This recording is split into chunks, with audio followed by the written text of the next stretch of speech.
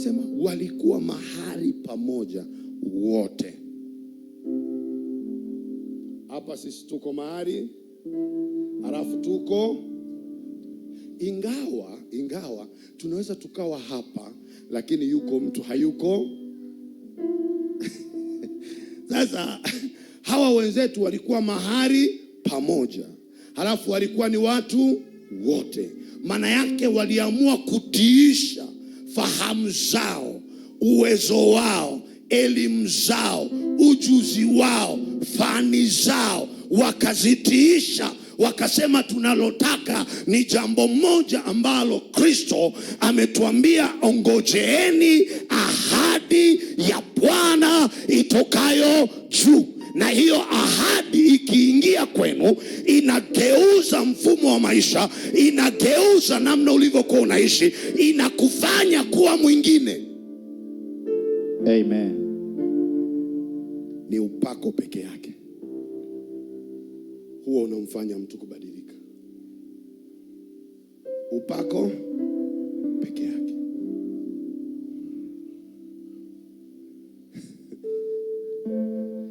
Hebu jaribu kuvuta picha ulivyokuwa msera. Umeelewa? Hebu jaribu kuvuta picha ulivyokuwa mtu mbaya wakati ule.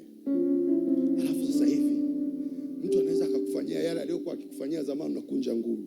Sasa hivi akikufanyia Mungu akubariki rafiki yangu. Mungu akubariki. Unadhani ni jambo rahisi Do you think ni jambo rahisi Sio jambo rahisi. Sio jambo rahisi. Sio jambo rahisi. Sasa kama Roho Mtakatifu akiingia ndani ya mtu, anamgeuza, anambadilisha, anaachilia uungu wake ndani ya huyo mtu. Angalia, huyo mtu ni mtu hatari akielewa nafasi yake. Huyo mtu ni mtu wa kuogopwa akielewa nafasi na nini anatakiwa afanye. Watu wengi tumejazwa nguvu za Roho Mtakatifu, tumeishia kwenye kunena kwa lugha, lakini tunanena kwa lugha na bado vitu havitokei. Nini shida? Malaika na mbingu hazijakuamini kiwango cha kutembea na wewe.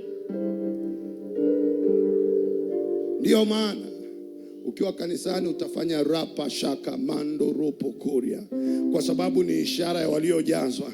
Tunakuona wewe na sisi ni kama tuko safari moja, kumbe wewe una safari yako. Haki, mwenye haki. Mwenye haki, hatuwezi kuanza kwa mwenye haki, tunaanza na kitu kinaitwa nini? Haki. Haki ni nini?